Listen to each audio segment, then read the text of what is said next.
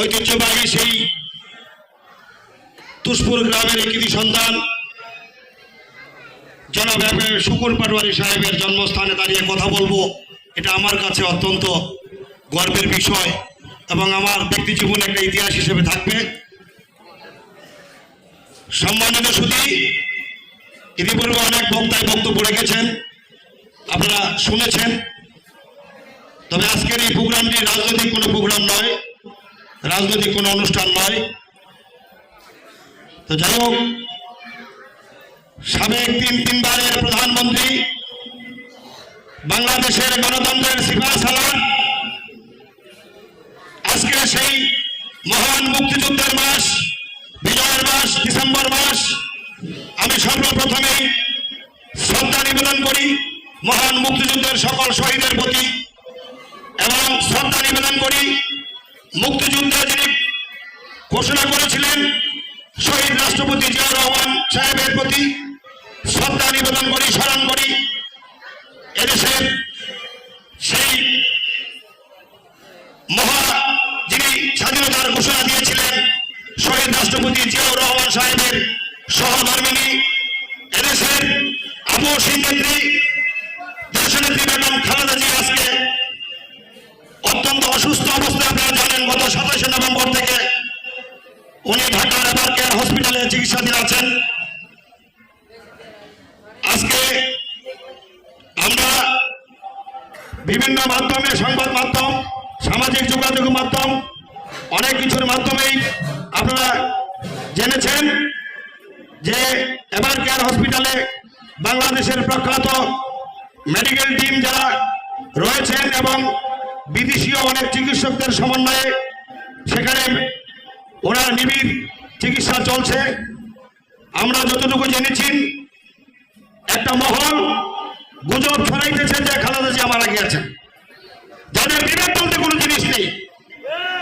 কারণ বাংলাদেশের মানুষ, এদেশের 18 কোটি মানুষের অত্যন্ত প্রিয় মুখ বেগম খালেদা জিয়া, উনি যদি মারাই যায়, এই জাতির কাছে বিএনপি নেতৃবৃন্দ তথা কোনো মানুষ উপহাস করার কথা নয়। এদের নিন্দা জানাইবার ভাষা আমার নেই, আমরা ধিক্কার জানাই তাদেরকে, তাদের এই সমালোচনার জন্য। এবং ইতিপূর্বেই বা কন্টিনিউ প্রতিদিন আপডেট ওনার বাংলাদেশের জাতীয়তাবাদী দলের নির্বাহী কমিটির, স্থায়ী কমিটির অন্যতম সদস্য এবং এই মেডিকেল বোর্ডের খালেদা জিয়ার ব্যক্তিগত চিকিৎসক প্রফেসর এম এ জাহিদ সাহেব প্রতিদিন বিভিন্ন মিডিয়ার সামনে, সংবাদ মাধ্যমের সামনে কিন্তু আপডেট তথ্যগুলি উপস্থাপন করেন।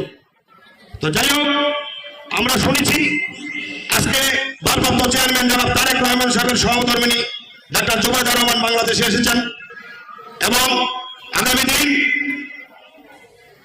আমাদের পরম বন্ধু, বাংলাদেশের পরম বন্ধু রাষ্ট্র, বাংলাদেশ জাতীয়তাবাদী দলের পরম পরীক্ষিত বন্ধু রাষ্ট্র, সেই দেশের শাসক কাতারের সম্মানিত আমির, ওনার ব্যক্তিগতভাবে উনি এয়ার অ্যাম্বুলেন্স দিয়েছেন। অতীত একবার দিয়েছিলেন খালেদা জিয়াকে লন্ডনে চিকিৎসার জন্য, উনি এবারও দিয়েছেন, যা সর্বাধুনিক। আমাদের নেতা বলেছেন সেখানে যে অপারেশন থিয়েটার থেকে শুরু করে একটা ফ্লাইং হসপিটাল তাকে বলা হয়, সেই এয়ার অ্যাম্বুলেন্স যান্ত্রিক ত্রুটির কারণে আজকে বাংলাদেশে এসে পৌঁছতে পারে নাই। খুব সম্ভবত আগামী দিনে সেই এয়ার অ্যাম্বুলেন্সটি বাংলাদেশে আসবেন। বিসমিল্লাহির রহমানির রহিম।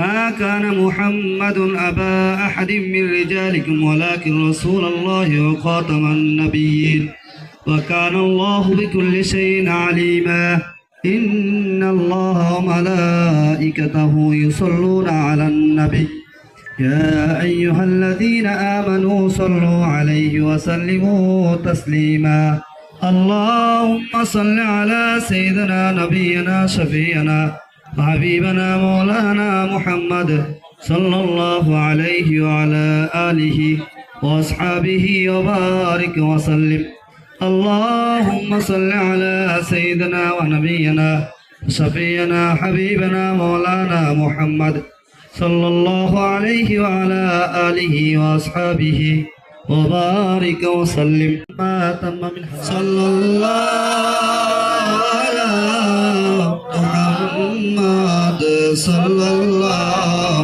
عليه وسلم